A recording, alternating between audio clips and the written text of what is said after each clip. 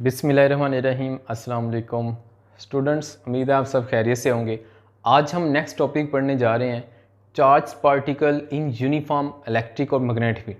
Charge particle अगर electric field में और मैग्नेटिक फील्ड में मूव करे तो क्या होगा, तो इसको डिस्कस करेंगे, इसको डायग्राम से देखेंगे और फिर हम इसकी एंड पे वेरी इंपॉर्टेंट एमसीक्यूज करेंगे। ठीक है, और इस टॉपिक से रिलेटेड आपको एक दो बातें बताते चलूँ। वो ये कि ये जो टॉपिक हम पढ़ रहे हैं बहुत इंपॉर्टेंट है।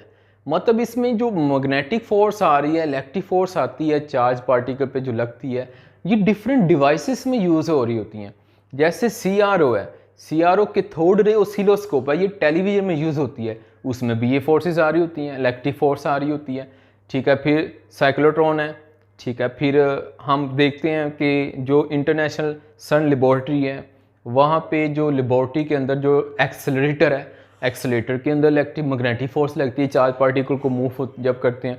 मतलब ये डिफरेंट बहुत सारी, इवन जो हमने नेक्स्ट टॉपिक पढ़ना है चार्ज टू मास रेशो, उसमें charge to mass ratio apply करेंगे तो वहाँ पे भी हम मैग्नेटिक फील्ड अप्लाई करेंगे तो फोर्स लगेगी। मतलब बहुत सारी devices charge to mass ratio जब फाइंड करते हो तो ये हमारे लिए बहुत फ़ायदेमंद है। हम बहुत सारी चीज़ें इससे डिटरमिन कर लेते हैं इलेक्ट्रॉन की या किसी पार्टिकल की। तो ये जो फोर्स है टॉपिक पढ़ रहे हैं, ये बहुत सारी प्रैक्टिकल डिवाइसेस में यूज़ होती हैं। मैग्नेटिक फोर्स है, जो मोटर है, पानी वाली मोटर है, फैन मोटर है, कोई भी मशीन की मोटर जो होती है उसमें मैग्नेटिक फोर्स अलग ही होती है। इवन मैग्नेट को देख लें कि छोटे छोटे खिलौने ओपन करके देख लें तो उनके अंदर भी मैग्नेट होता है। तो ये जो छोटे छोटे टॉपिक हैं ये डेली लाइफ में हर जगह पे कहीं ना कहीं यूज़ हो रहे होते हैं। मैग्नेटिज्म हमारे हर जगह पे ही अप्लाई हो रही होती है, हर जगह ही हमारे इर्द गिर्द है।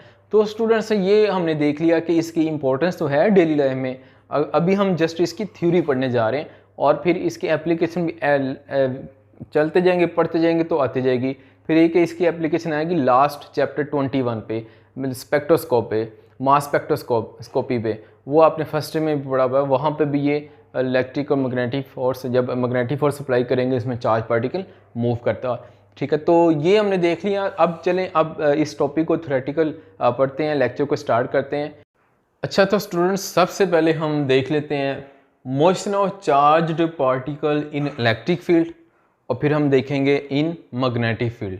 ये टॉपिक है जिसमें हमने देखना है कि चार्ज्ड पार्टिकल फील्ड में मूव करता है तो क्या होगा। देखें इधर सेंटेंस जो लिखा हुआ है वो है चार्ज्ड पार्टिकल। तो जब आ जाए न्यूट्रॉन तो उसकी बात नहीं होगी, न्यूट्रॉन पे कोई चार्ज पार्टिकल, कोई चार्ज नहीं होता। तो फिर हम चार्ज्ड पार्टिकल की बात कर रहे हैं, यानी इलेक्ट्रॉन की, प्रोटॉन की, या जिन पे चार्ज होता है, नेगेटिव होता है या पॉजिटिव होता है, उनकी बातें होने लगी आज। तो इलेक्ट्रिक फील्ड और मैग्नेटिक फील्ड दोनों में डिस्कस करने जा रहे हैं। तो first of all we will discuss in electric field. तो इलेक्ट्रिक फील्ड हमें पता है कि ये ऑपोजिट पैरेलल प्लेट्स हैं और इन प्लेट्स पे पॉजिटिव और नेगेटिव चार्जेस हमने डिस्ट्रीब्यूट किया हुआ है। तो स्टूडेंट्स ज़रा गौर से देखें, एक प्लेट पे पॉजिटिव है, दूसरी प्लेट पे नेगेटिव है। इलेक्ट्रिक फील्ड पॉजिटिव प्लेट से नेगेटिव की तरफ हमेशा होती है, ये आप जानते हैं, चैप्टर नंबर 12 में हम पढ़ कर आए हुए हैं। और इसके दरमियान, इसके अंदर प्लेट्स के दरमियान हमने क्या रख दिया, पॉजिटिव चार्ज रख दिया। तो अब जरा देखें, इस पॉजिटिव चार्ज की पॉजिटिव प्लेट से रिपल्शन होगी और इस पॉजिटिव चार्ज की नेगेटिव प्लेट से अट्रैक्शन होगी। होना क्या है, यहाँ पे रिपल्शन की फोर्स और यहाँ से अट्रैक्शन की फोर्स लगेगी तो चार्ज पार्टिकल ये जो पॉजिटिव है ये मूव करना शुरू कर देगा। और जब ये चार्ज पार्टिकल मूव करेगा तो फोर्स से तो लग रही है, लेकिन एक बात याद रखें, फोर्स किस डायरेक्शन में लग रही है, जो डायरेक्शन इलेक्ट्रिक फील्ड की होगी। इलेक्ट्रिक फील्ड की डायरेक्शन क्या है, पॉजिटिव प्लेट से नेगेटिव प्लेट की तरफ है। तो फोर्स की डायरेक्शन भी क्या है, पॉजिटिव प्लेट से नेगेटिव प्लेट की तरफ है। ठीक है, तो स्टूडेंट्स अब देखें, हम यहाँ पे देखते हैं फोर्स का फॉर्मूला जो हमने पढ़ा हुआ है वो ये है, F = QE। ये हमने फॉर्मूला पढ़ा भी हुआ है, ये इस पे फॉर्मूला फोर्स लगता है और एरोहेड लगाना जरूरी है, वेक्टर फॉर्म है, आपकी बुक में बोल्ड किया होता है तो हम इसको क्या कर देते हैं, एरोहेड लगा देते हैं।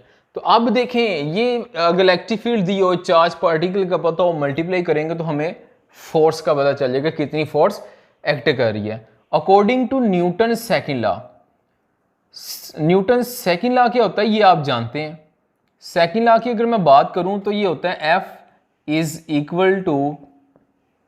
ma। और यहाँ से अगर मैं एक्सेलरेशन का फॉर्मूला निकालूं तो एक्सेलरेशन का फॉर्मूला क्या आएगा, A is equal to F over M, ठीक है ना, ये m डिवाइड हो जाएगा। तो ये एक्सेलरेशन का हमारे पास फॉर्मूला आ गया। तो एक बात यहाँ पे देखें, अगर यहाँ पे देखें अगर इलेक्ट्रिक फील्ड यूनिफॉर्म है तो फोर्स यूनिफॉर्म होगी, और अगर फोर्स यूनिफॉर्म होगी तो एक्सेलरेशन भी क्या होगा, यूनिफॉर्म होगा। तो जब एक्सेलरेशन यूनिफॉर्म हो, हम जानते हैं यूनिफॉर्म एक्सेलरेशन के लिए हम इक्वेशंस ऑफ मोशन लगा सकते हैं। तो यूनिफॉर्म एक्सेलरेशन के लिए 3 इक्वेशन ऑफ मोशन हमने पढ़ी हुई हैं। नंबर 1 जो हमने पढ़ी थी वो होती है Vf is equal to Vi plus AT। Number 2 इसकी इक्वेशन होती है S is equal to VIT plus half AT square. 3 होती है, थर्ड होती है 2AS is equal to VF square minus VI square. ये 3 इक्वेशंस ऑफ मोशन है, और ये सिर्फ किसके लिए लगेंगी, यूनिफॉर्म एक्सेलरेशन के लिए लगेंगी। हमारी फील्ड में इलेक्ट्रिक फील्ड यूनिफॉर्म है, फोर्स यूनिफॉर्म है, तो एक्सेलरेशन यूनिफॉर्म है। तो हम फिर क्या कर सकते हैं, ये जो चार्ज पार्टिकल बिटवीन प्लेट्स हैं इसकी हम पोजीशन, वेलोसिटी, डिस्टेंस वगैरह फाइंड कर सकते हैं by using these equations of motion. जो फर्स्ट इक्वेशन होती है वो वेलोसिटी है, as a velocity is a function of time है। सेकंड इक्वेशन में जो डिस्टेंस है वो फंक्शन है टाइम का, यानी पोजीशन कह लें, position is a function of time. और थर्ड इक्वेशन में जो वेलोसिटी है, velocity is a function of distance है, ठीक है। तो ये हमने देख लिया। अब चलते हैं, हम देखते हैं कि मैग्नेटिक फील्ड आ जाए तो फिर क्या होगा। तो मैग्नेटिक फील्ड के लिए मैं यहाँ पे ना एक डायग्राम ड्रा करता हूँ। ये जो डायग्राम ड्रा किया इसका मैं अभी मीनिंग बताता हूँ ये क्या चीज़ है। तो अभी मैं एक और डायग्राम ड्रा करता हूँ। लेट कर लें कि यहाँ पे हमने प्लेस किया हुआ है नॉर्थ पोल, ठीक है, और नॉर्थ पोल दूसरा हम कंसिडर कर लेते हैं यहाँ पे है साउथ पोल, ठीक है, ये यहाँ पे आ गया साउथ पोल। अब देखिए मैग्नेटिक फील्ड आप जानते हैं हमेशा कहाँ से किस तरफ होती है, नॉर्थ से साउथ पोल की तरफ होती है। तो यहाँ पे मैं ये रेड लाइंस लगा लेता हूँ, ये रेड लाइंस बता रही हैं कि मैग्नेटिक फील्ड नॉर्थ पोल से साउथ पोल की तरफ, ठीक है। अब देखें यहाँ पे ये जो मैग्नेटिक फील्ड यहाँ पे नॉर्थ से साउथ की तरफ आ रही हैं, ये मैग्नेटिक फील्ड लाइंस, अगर मैं यहाँ पे चार्ज लेट कर लूँ कि ये चार्ज पार्टिकल है, चलें पॉजिटिव लेट कर लेते हैं, और ये मूव कर रहा है यहाँ पे, और यहाँ पे इसकी वेलोसिटी होगी। अब देखें ये जो चार्ज पार्टिकल मूव कर रहा है, तो देखना चाहते हैं ये जो चार्ज पार्टिकल मूव कर रहा है इसकी पे फोर्स तो लगेगी, मैग्नेटिक फोर्स लगेगी। और मैग्नेटिक फोर्स भी हम पढ़ कर आ चुके हुए हैं। मैग्नेटिक फोर्स का जो हमने फॉर्मूला पढ़ा था वो क्या था, F is equal to Q times V cross B, ठीक है। तो स्टूडेंट्स ये हमने मैग्नेटिक फोर्स का फॉर्मूला पढ़ा हुआ है, ठीक है। इसको मैग्नेटिक फोर्स कहते हैं, इसको मैं सिंबॉलिकली FB से लिख लेता हूँ, B फॉर मैग्नेटिक फोर्स, और यहाँ पे मैं लिख लेता हूँ FE, E for electric force. अब देखें यहाँ पे मैग्नेटिक फोर्स लगेगी तो राइट हैंड रूल यूज़ करेंगे। तो राइट हैंड रूल क्या था कि हमने थंब वेलोसिटी की डायरेक्शन में रखना है, फिंगर्स मैग्नेटिक फील्ड की डायरेक्शन में रखेंगे, पाम फोर्स बताएगा। तो चलें वेलोसिटी की डायरेक्शन तो ये आ रही है, ठीक है, ये वेलोसिटी है, इधर को तो ये थंब रख दिया। मैग्नेटिक फील्ड डाउनवर्ड है तो मैंने डाउनवर्ड शो कर दिया, और पाम किधर आ रहा है, इनवर्ड आ रहा है। इनवर्ड का मतलब है इस पर फोर्स इनवर्ड लगेगी, तो इनवर्ड लगेगी तो अब ये चार्ज पार्टिकल क्या कर देगा, ये बेंड कर देगा, ये ऐसे बेंड कर देगा। अब देखें ये बेंड क्यों किया, आप खुद ही जरा देखें कि इसने आना तो स्ट्रेट था, ये स्ट्रेट आना चाह रहा है, लेकिन ये पार्टिकल स्ट्रेट नहीं आया। उसकी रीज़न क्या है, क्योंकि पहले जब फोर्स नहीं लग रही थी तो इसने स्ट्रेट आना था। अब चूंकि मैग्नेट रखा हुआ है तो फोर्स लग रही है। राइट हैंड रूल से देखा, वेलोसिटी फील्ड डाउनवर्ड और पाम इनवर्ड आ रहा है, यानी फोर्स इनवर्ड लग रही है, तो इनवर्ड लग रही है। अब सीधा जाने की बजाय अब ये इनवर्ड भी हो रहा है, तो इस तरह कर्व पाथ में आ जाएगा, मतलब डिफ्लेक्शन आ रही है, ट्रेजेक्ट्री शो हो रही है कि यहाँ पे फोर्स लग रही है, ठीक है। ये आपकी बुक में भी डायग्राम दी हुई है कि कैसे मैग्नेटिक फोर्स लगे तो ये पाथ भी चेंज हो जाता है। फोर्स इलेक्ट्रिक फोर्स लगे या मैग्नेटिक फोर्स लगे, दोनों की वजह से क्या हो जाता है, पाथ चेंज हो जाता है। लेट कर लिया, अब मैं इधर रख लेता हूँ पॉजिटिव प्लेट और इधर रख लेता हूँ नेगेटिव प्लेट, ठीक है। तो अब क्या होगा, फिर भी क्या होगा, फोर्स लगेगी तो अब फिर इधर को आ जाएगा, क्योंकि पॉजिटिव प्लेट ऊपर होगी तो पॉजिटिव की रिपल्शन होगी तो यूं को आ जाएगा, ठीक है। दोनों से क्या होगी, यहाँ पे पाथ चेंज हो जाएगा। फोर्स जब भी लगेगी तो आप यूँ समझ लें कि डायरेक्शन उसकी चेंज हो जाएगी, पाथ चेंज हो जाएगा। अच्छा अब देखें यहाँ पे, ये मैंने फोर्स का फॉर्मूला लिख दिया।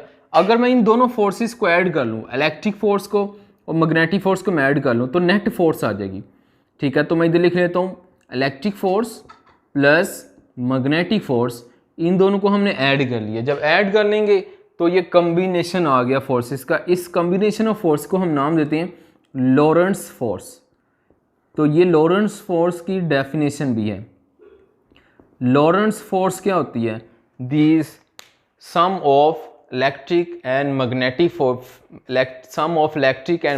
Force act on a charged particle moving in electric and magnetic field is known as Lorentz force। लेकिन जब चार्ज पार्टिकल इलेक्ट्रिक और मैग्नेटिक फील्ड दोनों में मूव कर रहा हो तो फिर इन दोनों फोर्सेस का कंबाइन फैक्टर लॉरेंट्ज फोर्स कहलाएगा।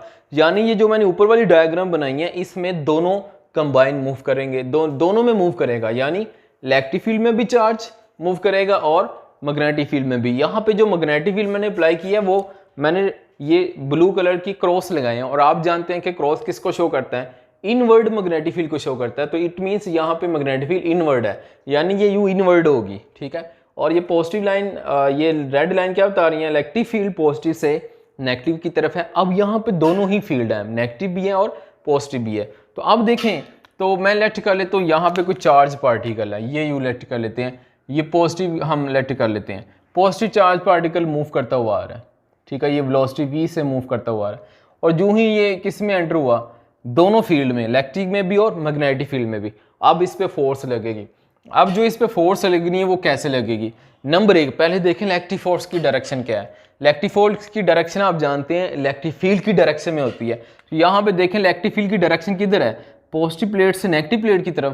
तो इसका मतलब है इस पे जो इलेक्ट्रिक फील्ड, इस पे जो इलेक्ट्रिक फोर्स लगेगी, मैं इधर बना लेता हूँ, इसको यहाँ पे शो कर लेता हूँ कि यहाँ पे इस पे जो इलेक्ट्रिक फोर्स लगेगी वो किधर लगेगी, डाउनवर्ड लगेगी, क्योंकि इलेक्ट्रिक फील्ड नहीं डाउनवर्ड है तो इस पे इलेक्ट्रिक फोर्स भी डाउनवर्ड लगेगी। अब दूसरी देखनी है मैग्नेटिक फोर्स किस तरफ लगेगी। तो मैग्नेटिक फोर्स देखनी है तो देखें राइट हैंड रूल यूज़ करेंगे। राइट हैंड रूल क्या होता है, थंब वेलोसिटी को शो करेगा, ये इधर को मूव कर रहा है तो थंब वेलोसिटी की डायरेक्शन में, और मैग्नेटिक फील्ड किधर है, क्रॉस बता रहा है इनवर्ड है, तो फिंगर्स को इनवर्ड कर दिया, पाम अपवर्ड आ रहा है, इसका मतलब फोर्स किधर लगेगी, इस चार्ज पे मैग्नेटिक फोर्स अपवर्ड लगेगी। तो यहाँ पे देखें मैग्नेटिक फोर्स अपवर्ड लग रही है, तो इसको मैं लिख दिया FB, और ये वही है टू फोर्सेस, इलेक्ट्रिक फोर्स और मैग्नेटिक फील्ड। अब ये दोनों कंबाइन लग रही हैं, ठीक है, तो इसलिए दोनों का कंबाइन इफेक्ट क्या कहलाएगा, लॉरेंट्ज फोर्स कहलाएगा। और अब देखें चार्ज पार्टिकल किधर मूव करेगा, ये फोर्स आपको मैंने कहा था जिस डायरेक्शन में फोर्स लगे चार्ज पार्टिकल उधर मूव कर जाता है, लेकिन इधर देखें फोर्स एक डाउनवर्ड भी लग रही है, एक अपवर्ड भी लग रही है, तो ये डाउनवर्ड पाथ फॉलो करेगा, ये अपवर्ड पाथ फॉलो करेगा। तो अब क्वेश्चन ये है, ये दोनों फोर्सेस अगर ये इक्वल हैं तो ये कैंसिल हो जाएंगी, कैंसिल हो जाएगी तो अब ना ऊपर की तरफ ना ही डाउनवर्ड, बल्कि ये क्या करेगा, ये स्ट्रेट पाथ फॉलो करेगा और इसी तरह स्ट्रेट आता जाएगा, क्योंकि इस पे लगने वाली अपवर्ड और डाउनवर्ड फोर्स कैंसिल हो जाएगी तो ये स्ट्रेट करेगा। लेकिन अगर इलेक्ट्रिक फोर्स ग्रेटर होगी तो फिर ये यूं नीचे की तरफ आ जाएगा, अगर मैग्नेटिक फोर्स ग्रेटर होगी तो फिर ये यूं क्या करेगा, अपवर्ड हो जाएगा, ठीक है। इसकी डायरेक्शन मैं यहाँ पे रिप्रेजेंट कर देता हूँ इस तरह से। ये अगर आप मैग्नेटिक फील्ड ज़्यादा होगी तो इस तरह से ऊपर इसने जाना है, अगर इलेक्ट्रिक फोर्स ज़्यादा होगी तो इस तरह यूं इसने नीचे की तरफ आना है, ठीक है, और मैग्नेटिक फोर्स की वजह से ऊपर जाना है। अगर दोनों इक्वल हैं, बैलेंस है, ऑपोजिट है, कैंसिल करेगा तो चार्ज पार्टिकल स्ट्रेट मूव करेगा, ठीक है। तो ये हमने देख लिया कि ये कंबाइन इफेक्ट दोनों फोर्सेस भी लगती हैं। ये डेफिनेशन आपकी बुक में दी हुई है, और एंड पे लिखा हुआ है कि magnetic force is just a deflecting force. जो मैग्नेटिक फोर्स होती है, ठीक है, मैग्नेटिक फोर्स जस्ट क्या होती है, डिफ्लेक्टिंग फोर्स होती है। मैं इधर लिख लेता हूँ FB is a deflecting force, मतलब मैग्नेटिक फील्ड जस्ट डिफ्लेक्ट करती है, पाथ चेंज करती है, और मैग्नेटिक फोर्स की वजह से वर्क डन 0 होता है, ठीक है। अगर वर्क डन देखें ड्यू टू मैग्नेटिक फोर्स तो वो क्या होता है, ज़ीरो होता है। अब क्यों ज़ीरो होता है, ये बिल्कुल सेम कंसेप्ट वही है जो हमने सेंटीमीटर फोर्स में भी पढ़ा हुआ है।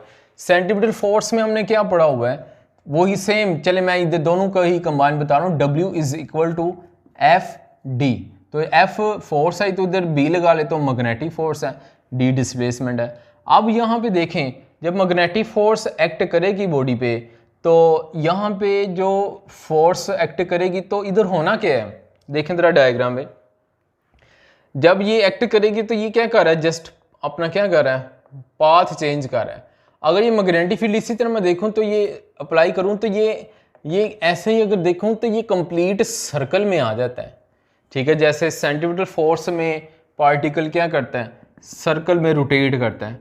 अगला जो हम टॉपिक पढ़ेंगे ना, उसमें हम देखेंगे, बल्कि ये चार्ज टू मास रेशो में भी हम देख रहे हैं कि जब चार्ज पार्टिकल क्या करता है, सर्कल में मूव करता है, तो उसमें भी सर्कल में आ जाता है। नेक्स्ट आगे भी चल के हम देखेंगे। जो नेक्स्ट हमने टॉपिक पढ़ना है, उस टॉपिक में हम देखेंगे कि जब चार्ज पार्टिकल मैग्नेटिक फील्ड में आता है तो वो कंप्लीट सर्कुलर पाथ को फॉलो करता है, बिल्कुल उसी तरह जैसे सेंटीमीटर फोर्स लगती है बॉडीज पे, तो बॉडी क्या करता है, सर्कल में रोटेट करता है। तो सेंटीमीटर फोर्स सेंटर की तरफ होती है, ठीक है, और ये इसकी वेलोसिटी टेंजेंट के लॉन्ग होती है, velocity equal to D over T. तो ये डी की ये डायरेक्शन होगी, डिस्प्लेसमेंट की डायरेक्शन होगी, और ये सेंटीमीटर फोर्स की होगी। तो ये सेंटीमीटर फोर्स आगे हम टॉपिक में देखेंगे। मैग्नेटिक फोर्स जब लगेगी तो कंप्लीट सर्कल में आ जाता है, तो जब पढ़ेंगे तो बता दूंगा। तो सेम अब मैंने समझाने के लिए सेंटीमीटर फोर्स का सहारा लिया, तो यहाँ पे एंगल कितना बनेगा, 90 डिग्री। और हम जानते हैं वर्क डन के फॉर्मूले में कोस थीटा आता है। कोस 90 अगर हम करें तो क्या हो जाता है, कोस 90 जीरो आ जाता है, तो वर्क डन क्या हो जाएगा, फिर जीरो हो जाएगा, ठीक है। अब सेंटीमीटर फोर्स की भी यही एग्जांपल है। अब आगे कैसे है कि इलेक्ट्रिक फील्ड वर्क डन करती है। इलेक्ट्रिक फोर्स को मैं लिख लेता हूँ, एफ ई में लिख लेता हूँ, ठीक है। तो F E does work, electric force work done करती है। अब ये क्या, इसका क्या मतलब है, इसका मतलब है कि W का अगर हम फॉर्मूला लगाएं, एफ डी कोस थीटा, और अगर आप डायग्राम में देखें तो इलेक्ट्रिक फोर्स किधर को थी, ये डाउनवर्ड है, और डिस्प्लेसमेंट चलें इधर ज़्यादा इजी रहेगा। इस डायग्राम में देखें तो क्या होगा, ये फोर्स किधर लग रही है, राइट, और डिस्प्लेसमेंट भी किधर आएगा, राइट। दोनों राइट हैं, तो दोनों राइट होंगे तो एंगल कितना बनेगा, 0 डिग्री। अगर मैं यहाँ पे लगा दूँ कोस 0 डिग्री, और कोस 0 डिग्री क्या होता है, 1 होता है, तो इसका मतलब है F D is equal to 1। तो ये क्या आ जाएगा, एफ ई डी, ठीक है। ये ई सबस्क्रिप्ट में लगाया, इलेक्ट्रिक फोर्स को शो कर रहा है, तो वर्क डन क्या आ गया, मैक्सिमम वर्क डन आ गया, ठीक है। तो इसका मतलब हुआ कि जो हमारे पास यहाँ पे इलेक्ट्रिक फोर्स होगी वो वर्क डन करेगी और मैक्सिमम करती है, लेकिन मैग्नेटिक फोर्स वर्क डन नहीं करती, जस्ट अ डिफ्लेक्टिंग फोर्स है, यानी ये डायरेक्शन को चेंज करती है। तो स्टूडेंट्स अब इसकी एक एमसीक्यूज कर लेते हैं। अच्छा स्टूडेंट्स, मैं आपसे एमसीक्यूज आपको बताता हूँ, आप इसका आंसर बताएं। अगर charge particle uniform magnetic field में मूव कर रहा है तो इसकी कौन सी चीज़ थिंग्स रिलेटेड इससे चेंजिंग होंगी, ऑप्शन 4 होंगी। नंबर 1 मैं आपको बताता हूँ कि मोमेंटम चेंज होगा, टोटल एनर्जी कांस्टेंट रहेगी। नंबर 2 मोमेंटम कांस्टेंट रहेगा, टोटल एनर्जी चेंज होगी। नंबर 2 दोनों ही चेंज होगी। नंबर 3 4 दोनों ही कांस्टेंट रहेंगी। तो देखें इसमें, देखें जब चार्ज पार्टिकल मैग्नेटिक फील्ड में मूव करता है, मैंने अभी आपको बताया magnetic field just a deflecting force, और इसकी वजह से क्या आ जाता है, पार्टिकल सर्कल में आ जाता है। जब पार्टिकल सर्कल में आ जाता है तो सर्कुलर मोशन में क्या होता है, इसकी वेलोसिटी हर पॉइंट पे चेंज हो रही होती है ड्यू टू डायरेक्शन। डायरेक्शन की वजह से वेलोसिटी क्या हो रही होती है, चेंज है। तो डायरेक्शन चेंज हो रही है, तो डायरेक्शन चेंज हो जाए तो वेलोसिटी चेंज हो जाती है, क्योंकि वेलोसिटी वेक्टर है तो वेक्टर चेंज हो जाती है डायरेक्शन चेंज होने से। तो वेलोसिटी चेंज होगी तो हम जानते हैं मोमेंटम का फार्मूला क्या होता है, हम जानते हैं मोमेंटम का फार्मूला होता है P is equal to mv। तो अब यहाँ पे देखें वेलोसिटी चेंज हो गई तो इसका मतलब है मोमेंटम भी क्या हो जाएगा, चेंज हो जाएगा। तो इसका मतलब है टोटल एनर्जी हमेशा कंजर्व रहती है, लॉ ऑफ कंजर्वेशन मोमेंटम है। तो जब भी charge particle uniform magnetic field में मूव करेगा तो उसका मोमेंटम कंजर्व्ड रहेगा हमेशा, मोमेंटम क्या हो जाएगा, चेंज हो जाएगा, और जो टोटल एनर्जी है, टोटल एनर्जी कंजर्व रहेगी। अगर टोटल मोमेंटम की भी बात करें तो टोटल मोमेंटम भी हमेशा कंजर्व्ड रहता है, जो कि law of conservation of momentum है। इधर हम टोटल मोमेंटम की बात नहीं कर रहे, ठीक है। तो इधर हम बात कर रहे हैं कि वेलोसिटी चेंज होगी सर्कल में मूव करने से, वेलोसिटी चेंज होगी तो मोमेंटम चेंज हो जाएगा, लेकिन टोटल मोमेंटम वो कांस्टेंट ही रहता है, वो चेंज नहीं होता। Law of conservation of momentum है, और इसकी एनर्जी जो है टोटल, वो टोटल एनर्जी और टोटल मोमेंटम हमेशा कांस्टेंट रहेंगे। एक और मैं आपसे एमसीक्यू पूछता हूँ, मैं कहता हूँ स्टेशनरी चार्ज्ड पार्टिकल है, ठीक है। चले मैं इलेक्ट्रॉन लेट कर लेता हूँ, ये स्टेशनरी इलेक्ट्रॉन है, मतलब रुका हुआ है, मूव नहीं कर रहा। अब बताएं इसको हम, इस पे हमने मैग्नेटिक फोर्स अप्लाई की, इस पे हमने मैग्नेटिक फोर्स अप्लाई की, तो बताएं ये मूव करेगा या नहीं मूव करेगा, या ये मूव कर सकता है, समटाइम्स नहीं कर सकता, इसकी क्या पॉसिबिलिटी बनेगी। तो एक बात याद रखें, जो मैग्नेटिक फोर्स लगती है वो क्या होती है, वो मूविंग चार्ज पे लगती है, जो कि ये फॉर्मूला आपने पढ़ा हुआ है, F = Q × V × B। तो जब फोर्स लगेगी मूविंग चार्ज पे लगेगी, जो वेलोसिटी से मूव करें। अगर वेलोसिटी नहीं है, जीरो है, तो इधर V0 पुट करें, V0 पुट करेंगे तो ये सारा फैक्टर जीरो हो जाएगा, यानी फोर्स जीरो हो जाएगी। तो फोर्स नहीं लगेगी, चार्ज पार्टिकल रेस्ट में था तो रेस्ट में रहेगा। तो इसका ये मतलब है, अगर चार्ज पार्टिकल रेस्ट में पड़ा हुआ है और उस पर मैग्नेटिक फोर्स अप्लाई किया तो वो मूव नहीं करेगा। मैग्नेटिक फोर्स जीरो हो जाती है कि कब, जब वेलोसिटी जीरो हो। हाँ, अब अगर मुझे बताएं, ये इससे अगर रिलेट कर देते हो, एक और एमसीक्यू बना देता हूँ। अगर मैं कहता हूँ यही चार्ज्ड पार्टिकल, रेस्ट वाला स्टेशनरी चार्ज पार्टिकल अगर इलेक्ट्रिक फील्ड में रखते हैं तो फिर क्या होगा। हाँ, अब देखें, अब सिचुएशन डिफरेंट हो गई है। अगर ये चार्ज पार्टिकल रेस्ट के हाल में इलेक्ट्रिक फील्ड में है तो अब ये मूव करेगा, क्योंकि अब इस पे मैग्नेटिक फोर्स नहीं लगनी। अब मैग्नेटिक फोर्स में तो वेलोसिटी आ रही थी, लेकिन इलेक्ट्रिक फोर्स के फॉर्मूले में वेलोसिटी नहीं आती। अब क्या होगा, इलेक्ट्रिक फील्ड की डायरेक्शन में चार्ज पार्टिकल मूव करना शुरू हो जाएगा। तो देखें किस तरह एक एक पॉइंट चेंज करते जाए तो एमसीक्यू चेंज होती जा रही है। वेरी इंपॉर्टेंट एमसीक्यूज हैं, इनको अच्छी तरह से आप प्रिपेयर करें, लिखा करें, नोट किया करें और क्वेश्चन किया करें जो आप बात समझ ना आए। तो इजाज़त दें, अब हम मिलते हैं नेक्स्ट लेक्चर में। अल्लाह हाफिज़।